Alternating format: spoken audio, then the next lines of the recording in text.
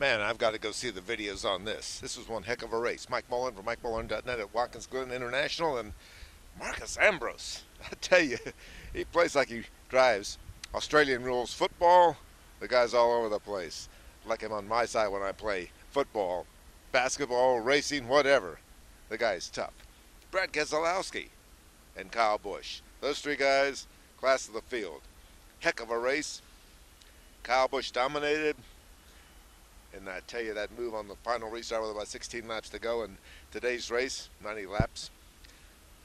To the outside, going down into turn one, Brad Keselowski and Ambrose are on the front row, and Kyle makes it 3 wide on the outside. Goes off the course, comes back in. Brad gives him some room. Nice Benny there to avoid a big crash. We've seen a lot of crashes down there between 1 and 2. You know that. And so Kyle runs away. He's going to win. 2 laps to go. He's clear sailing. While Brad and Marcus are battling for second. Then all of a sudden, Bobby Labonte's car starts blowing some oil, broken oil line, all over the track. A fine mist. They couldn't see it. Everybody was complaining about it. NASCAR didn't say anything, didn't call it. They wanted it to finish under green, and it did, and they were slipping and sliding and crashing and banging all over the place.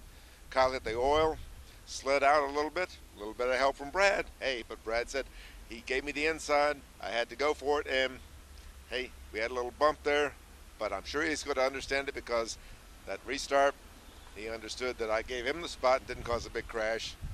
Well, Kyle stormed off and didn't say anything, leaving his crew to answer questions, and Brad, he hung around for 20 minutes and talked about this and that and this and that.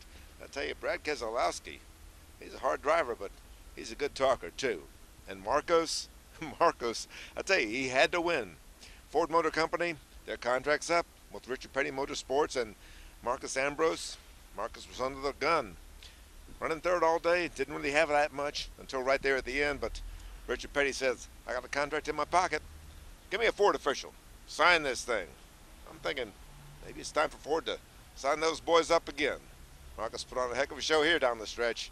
So did Brad Keselowski, and so did Kyle Busch. Watkins Glen, one of the best races of the season. Mike Mullen for MikeMullen.net.